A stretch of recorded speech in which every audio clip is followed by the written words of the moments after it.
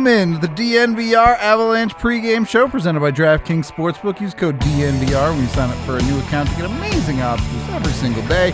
Rudo, AJ, Blais coming at you live way too early for a hockey game. Yeah, you know, I was like, oh, I love these matinee, like, afternoon, all that, and then I was like, this is working not backwards. I'm like, okay, so the pregame is at 10:30. Way before afternoon. I've got to get up, and I've got to be out of the house by 10:05, and then that means I've got to get up. What is that? No. 1 p.m., totally fine. 11 a.m. start. My kid's like, I'm going to the bar. He's like, you're a lush. I mean, I am drinking a beer. Yeah. Yeah, Blais and I are like, It's got to be 12 o'clock, Rudo. Look, you know, as soon as I finish this, I'm getting a memo, too. 12 So o'clock somewhere. There you go. It's 12 o'clock in Buffalo. Almost you're one. good. I hope all the players are drunk for this hockey game. dude, you see the pictures? Like, I woke up to the Avs getting off the bus and walking into the arena photo set, and it was like, they're not awake. You know, I regularly wake up to that photo set, though. At 5 o'clock. Yeah, right. This would be like this would be like if they were playing a game during morning skate. Yeah. Yeah, it's so early. But, you know, I know how many. It's like the most privileged conversation we've ever had because Rudo and I do not do mornings. We regularly wake up at noon or later. Like, yeah, we do. I take it, but we do mornings. We just do midnight to 4 a.m. yeah, is like we're on the backside of the morning. Yeah, I'm still up at that time. I just wake up at least 9. Yeah, Blais has kids, so his sleep schedule is nonsense. It's not even kids. It's just work stuff. Yeah, but it's the kids. Avs in Buffalo, there's no two ways around it. Buffalo's a hockey team that the Colorado Avalanche should beat. I feel like I say this nearly every pregame show that the Avs have. They're playing a team they should beat. But Buffalo is not a relevant hockey team when it comes to the playoffs by any stretch of the imagination. So, Do you guys remember that guy, Will Butcher? I think he's on their team. yeah. He's dealing with injuries this year. Really, it's crazy how the start of his career he had like 11 points in the first 9 games, and it was like, dude, did the Avs get this super wrong? Like this, what happened here, right? Like, oh my gosh. Was it the Avs or was it Wah? Well, at the time, it didn't matter, Yeah, right? yeah, like yeah. like Wah made that call, and And Butcher then was like, okay, Yeah. and it ended up working out great for Colorado because they essentially traded Butcher for Kerfoot. Yep. And then Kerfoot was used in the Kadri deal, and like it worked out, right? Yeah. But Butcher it was is now a PP specialist that isn't even particularly good. yeah, who just doesn't even have that job anymore, and Yeah. it's just sort of, it's like all the physical limitations that I was worried about him as a prospect, all came into play. Yep. In like game 40 of his career, Right. But those first 40 games, you're like, dude, what? Yeah, it was like almost a 40-point season his first year, right? He Like, was. I mean, he was rolling through his first, especially his first like 25 games. And when you watched him at DU, you could see that game, it looked like it was going to transfer to the NHL and he was going to have a great career. Unless you were the Avs front office. Yeah, I was curious how much of it would translate because the IQ was there. Yeah. But I was really worried about the feet and all that. I mean, this was not what we were going to talk about today. No, but- I threw it off. Sorry. no, it's all good. It's a 10:30 a.m. pregame show. We're talking about whatever we got. yeah, game notes, there really aren't any. Kemper because- gets the start is the only real and, like, game the note. lineup is the Like, same, and you're sort of sitting there like, yeah, okay. Yep. It is on Buffalo's side. Alex Tuch is a good hockey player. Yeah, and Alex Tuch has been great since getting healthy. He's the guy I thought he was basically since he's gotten healthy. In his last few games too, he's really been turning it on as well. Like he's leading that team. He's Well, and genuinely been a top line player for them. Buffalo is like fascinating in this, right? Because we don't talk about them in the tankathon. Yeah. You know, we don't They talk always about kind them. of find their way into well, and it, like, don't they? like right now, they're what? They would have like the 5th pick or Yeah, so? it's not Yeah. because I mean Montreal and Arizona have been so historically bad this year that it's hard to even be in the same conversation as them. But you know, it's just kind of Buffalo's no stranger to this part of the standings. I guess they would have the 6th pick because Philadelphia truly is that bad. Poor Philly. So Crazy. yeah, Darren's because so right now sad right now. Montreal, Arizona, Seattle, New Jersey, Philly, and Buffalo. I like that each of the teams we each had a team on there from our preseason where we were like, I kind of like this team. Yep. Because you were like, I kind of like New Jersey, and I like Philadelphia every year because I'm a dumbass. Evan didn't pick Buffalo at the beginning of this year, did you? That was last year. That right? was last year. Yeah. Yeah, and I picked Ottawa last year, and I was like, we're staying away from that this time around. Not making that mistake again. Yeah, no, it was Chicago that I went hard on. But Yeah, was I mean, I like Chicago too. Yeah. I was a little bit lower on you than them, but I was like, they're a wild card team. Nope. That's why there's so many points to be had by like the top end teams this year because there's so many teams that are bottom feeders this year. I read a piece about this on 538 yesterday that basically said that the NHL's top 12 teams right now are significantly better than your average year for the top 12. Sure. And that if the top 12 were to stay on current point paces, it would be the best top 12 finish since 1970. Wow. Just because so many and they had the Avs as number 1 and like number 2 was Carolina, like 28 ELO points behind them. Which I don't know what goes into their ELO or what. I'm only familiar with ELO. It's and it's the same chess. system. It's the standard system across So, all yeah. video games is where I know it from. And mostly. so, like, it was just interesting to read it yesterday, and then you bring up this point that, like, yeah, the NHL is absurdly top heavy. Yep. Right now, and that, as to your point that you were making, that it leaves open. There's just an ocean of points for teams to go out there and get. Yeah. And, you know, the Colorado Carolinas are limited. You know, Colorado's already done with Florida and Tampa. Boom. Toronto. Those series are finished. Yeah. a lot of the tough teams have played out their games. And Yeah. especially in the West. Yeah. Where the Avs are like looking around and be like, all these teams suck. Yeah. Guess we'll go get a ton of points. But it's yeah, look, we say this every pregame show. Newhook is listed on the 4th line, but that could change by the 10th minute of the hockey game. Your usage is determined by what line you're on is determined by how many minutes you play. Yeah.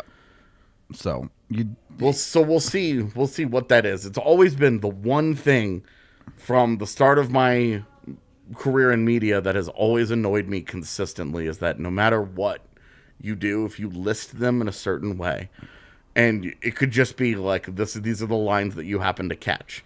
Because when I was going to practice every day, and you know, in the before times when it was a very normal process, and it just happened to be 3 And dudes taking a drill together. right? And it was like I got the 3 white jerseys first, right? And those were the ones that so I got the white jerseys first, and so I listed them first.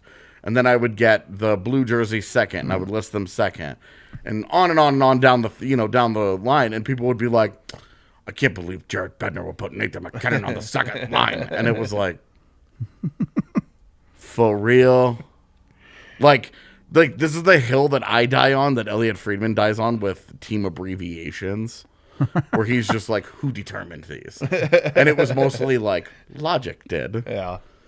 but with like lines, like you list them in a certain order, and it's like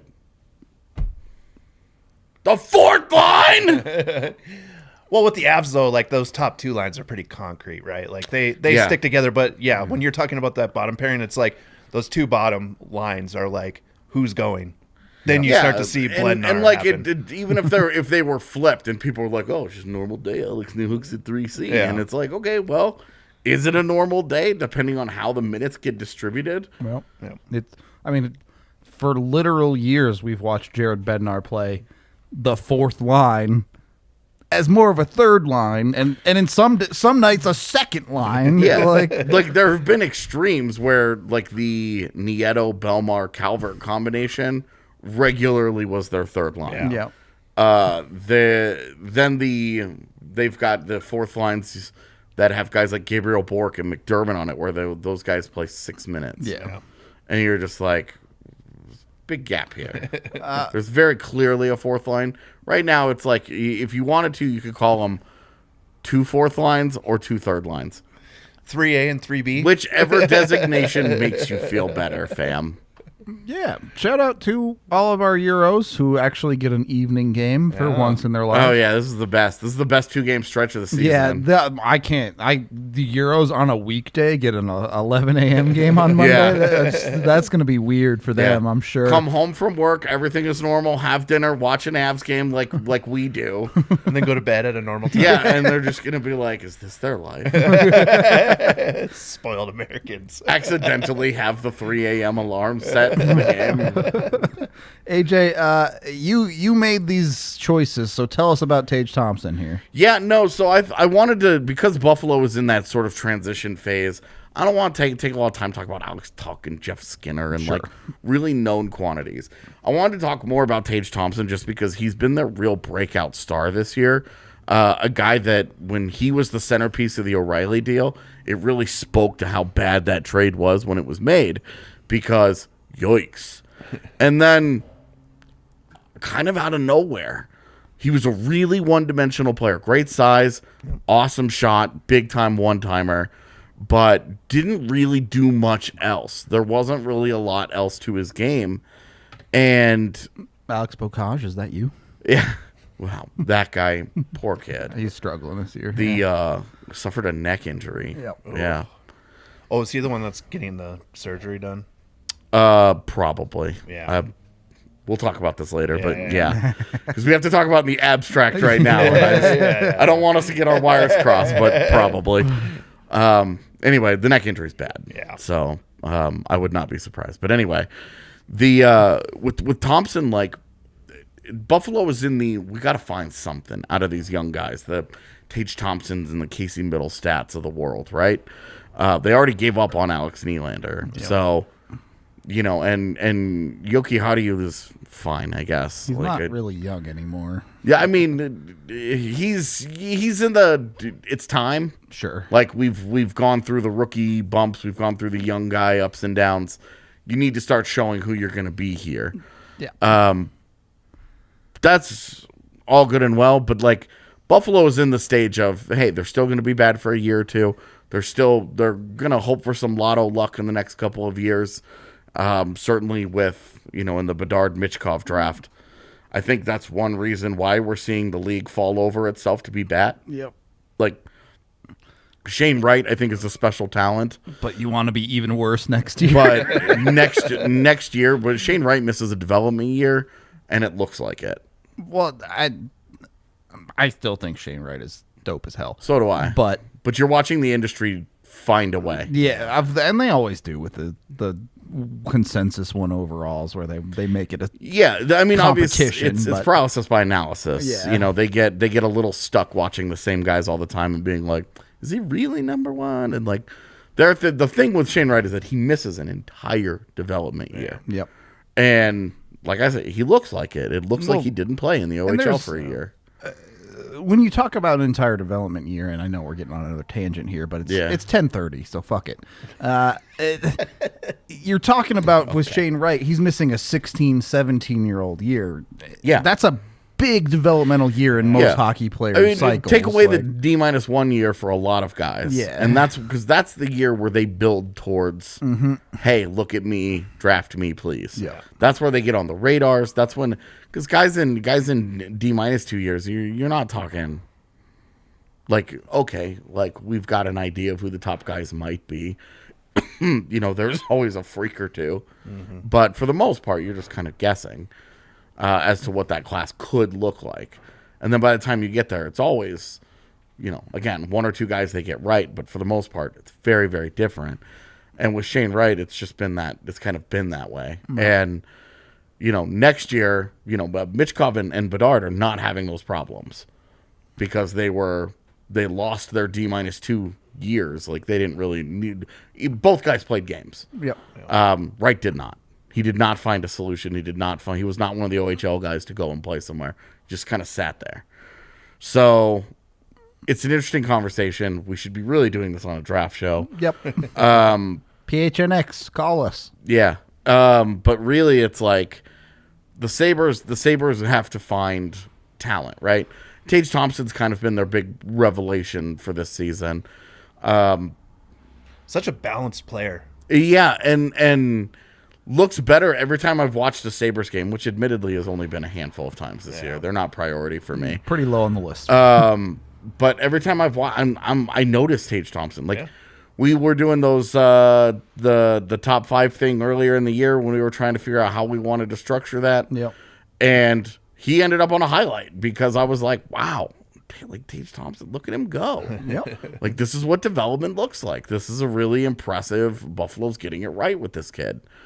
And it's just really interesting the way that it just sort of clicked for him, and he's having a really productive year. Obviously, this just needs to be the start of his like building towards being a. This can't be the ceiling. Player. Yeah, because if he just stops here, then it's like, okay, well, the Sabres have a solid 40-point guy, and that's fine. But if they need all the help they can get.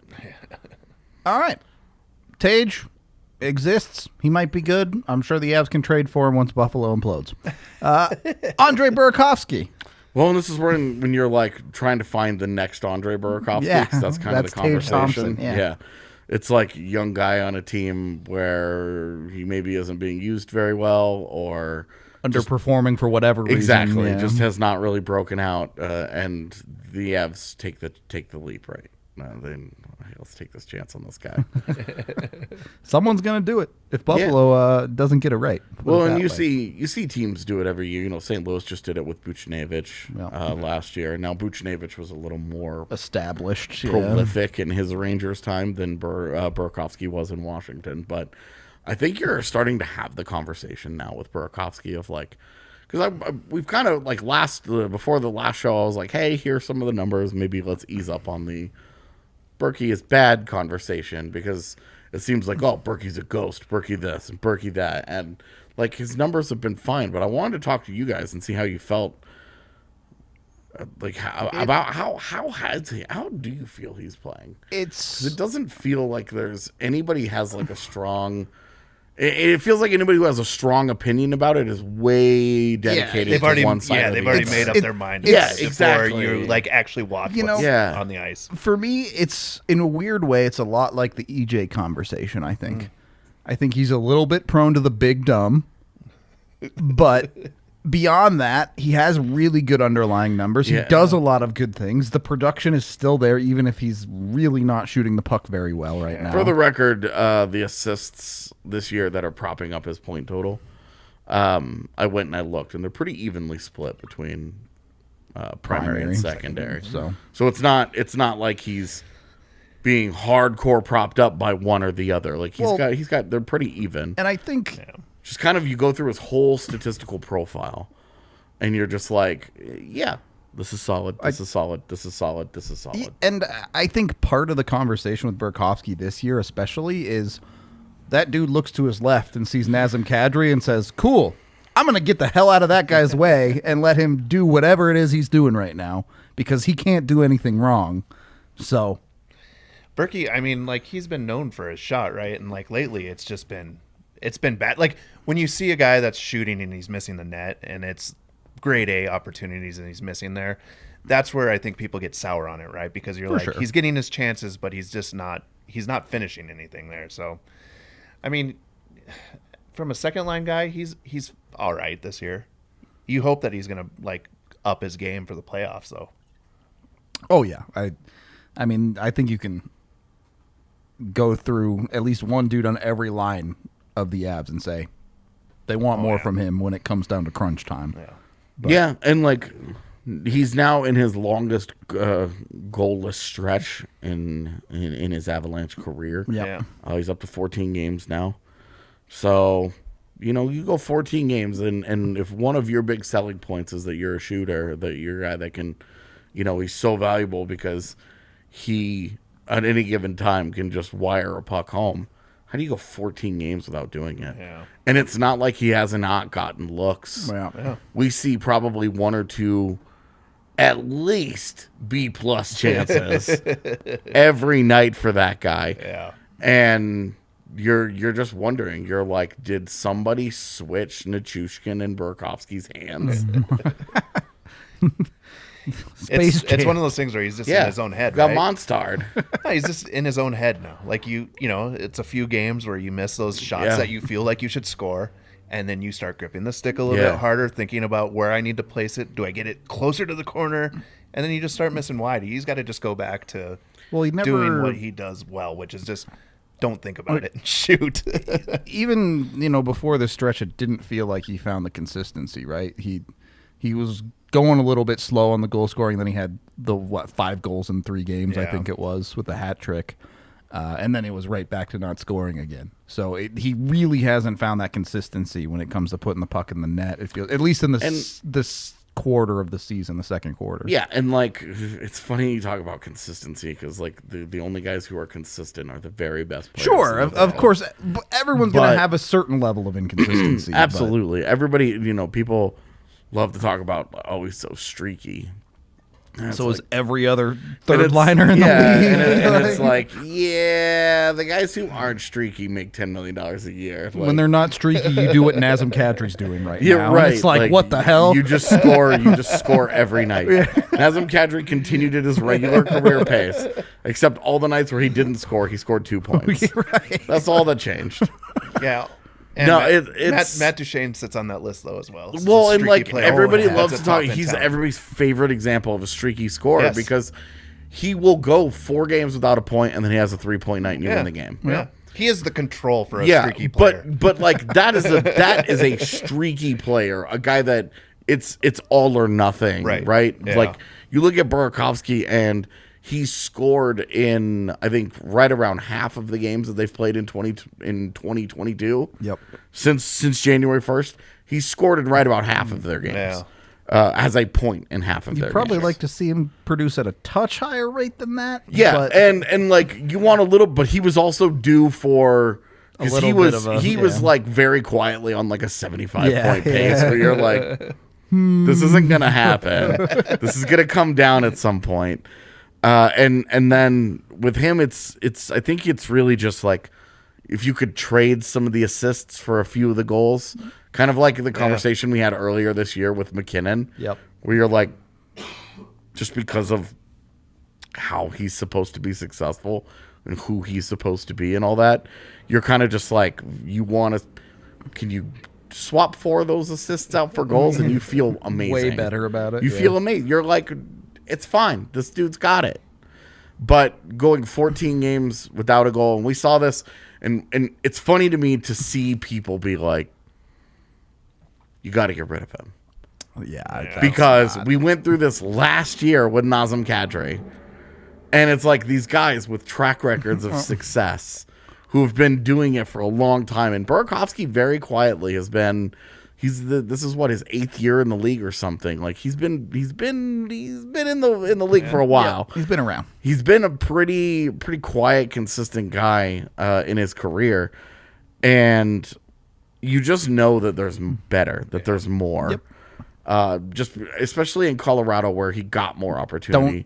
Don't sell low. Yeah, if you were messing around with him on the third line next to Newhook for an extended period of time, you could be like, you might be creating this problem. Yeah. But because he's been, he's only had a game or 2 where he's been benched, and look, they dropped him down for a game or 2, and he started playing significantly better. And there's like a track record of that working with him. Yeah, and there is. And the thing is that his significant uptick in play, he just didn't score goals.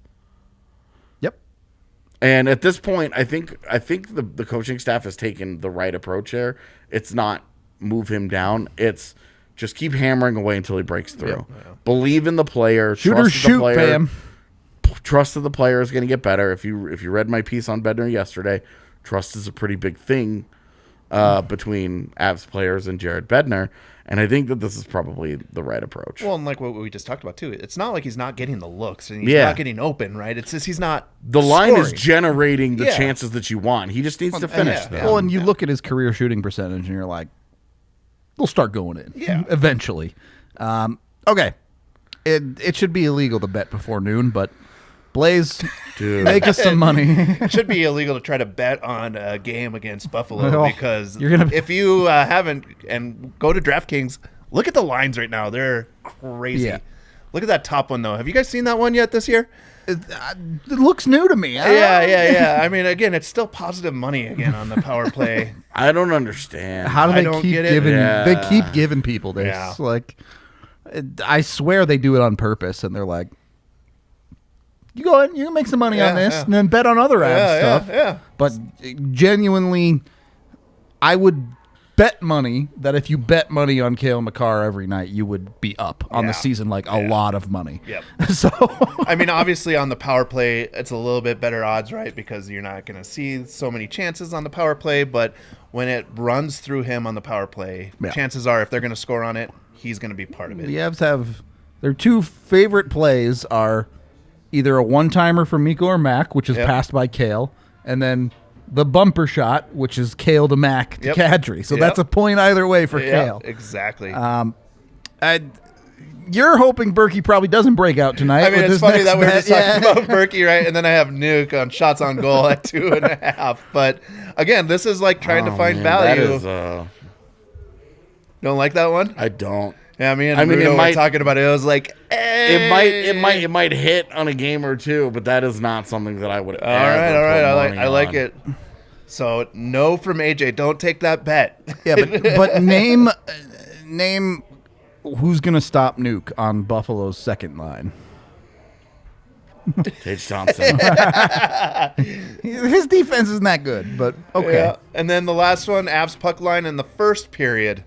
The first period at a half or up by a goal, basically. Yeah, you have to take these like 20-minute segments to get even anywhere near good money on the Avs. Yeah, and make sure that's only in the first period because if you look at it for 3 periods, it's like minus yeah, you're 390. not getting any Yeah. money from that at all. They're at the point now where just betting against them It's almost value. Yeah, and like just hoping that this is the game that they lose this month is Yeah. like.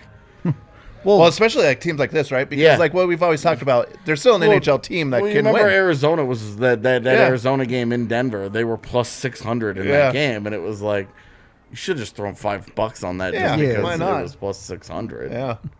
just for value proposition, it makes sense. So. Yeah. Go get some money. Go get yourself a Breck brew. If they score 2 in the first period, it's free, even if you drink it before noon. It still counts. So jump on that. I'm gonna go get a mimosa.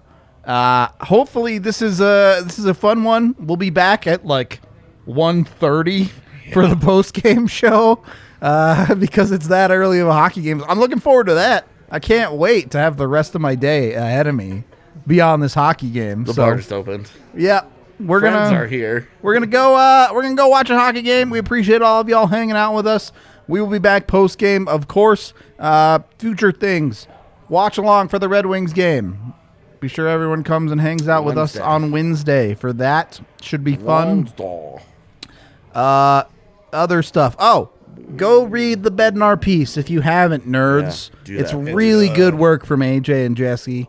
We love the gang. It's super dope stuff. Go read Jesse it. did all the hard work, and I just put the pieces together. It was like Jesse bought all the Legos, and I just Nah, put them together. AJ has to be the sober one today. I'm the one getting drunk today. Okay. No mimosas today for me. All right, chat.